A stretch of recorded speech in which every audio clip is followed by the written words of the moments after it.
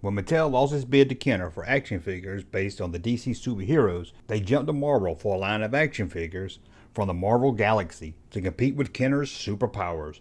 Marvel did, however, have some rules. They wanted the action figures to be based on Secret Wars, as they had test marketed that title and found it was very popular with young boys. Roger Sweet, the creator of Masters of the Universe, was picked to oversee the new Marvel Mattel action figure line. Although the action figures were very well done, they were done cheaper than most of the action figure lines done by Mattel at the time. The characters would only have 3 basic body types, so any figure that would need a special bigger or smaller body was not allowed. Series 1 was done and released, giving kids Wolverine, Captain America, Iron Man, Spider-Man, Dr. Octopus, Dr. Doom, Kang, and Magneto.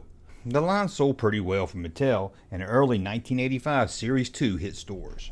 Series 2 would be Falcon, Hobgoblin, Baron Zap, Spider-Man in Black, and Daredevil.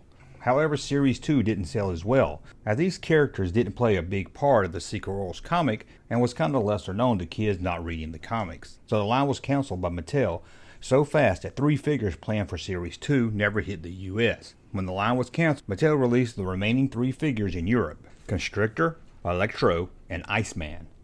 Even if Series 2 ended the line, Mattel was already looking at Series 3 when they were starting production for Series 2.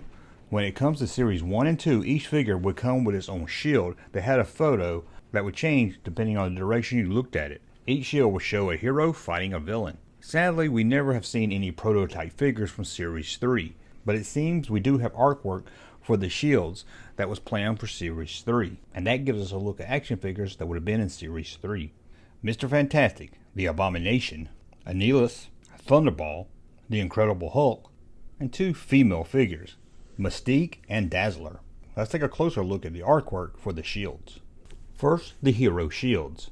Here's Dazzler. Dazzler versus Unreleased. And here she is again fighting Constrictor. And another shows her fighting unnamed villains. And here she is fighting some bars. And last we have her fighting Abomination. Here's Mr. Fantastic. And Mr. Fantastic fighting Abomination. And here's Mr. Fantastic versus Doom Roller. Then we have Mr. Fantastic versus Electro. And Mr. Fantastic fighting some nameless villains. We also have another one of Mr. Fantastic versus Abomination. And here he is fighting Hobgoblin. And then just Mr. Fantastic by himself. In the villain series of shields, we have the Abomination. The Abomination fighting a building. The Abomination fighting Captain America. And here he is fighting a wall. This artwork here shows him fighting Hulk. And another one shows him fighting Wolverine. And then we have Unreleased. And here he is. And here's one of him fighting the Hulk. And one of him fighting a base. And then there's one of him fighting Captain America and Dazzler. There's even artwork of him fighting Spider-Man. And now let's take a look at Thunderball. Here he is by himself. But he also would fight a bike. Or Captain America. Or how about Thunderball versus the helicopter? Here he is fighting Spider-Man and Iceman. And then a wall. There also was a plan for some mini-rig type vehicles, which would probably have came with a figure also. Here's Iron Man in his little mini-rig vehicle, and Captain America, and the Constrictor. There's Daredevil right there, and let's take a look at Mystique getting some action done on her little Segway looking thing. And then there's Spider-Man, and here's Electro. Don't forget Dr. Doom and Wolverine. There was even some little gliders planned. Here's Mystique in her glider and Spider-Man in his glider. Sadly, we never got a Series 3 of Secret Wars. The line was canceled, but many kids growing up in the 80s have a fond memory of this action figure line.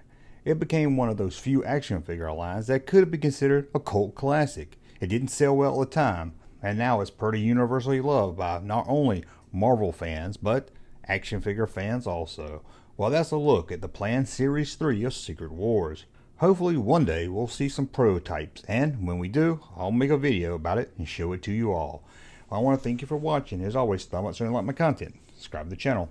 We'll talk again soon. Hey, Junkman channel popping though. Thank you, sir, for that unsolicited testimony.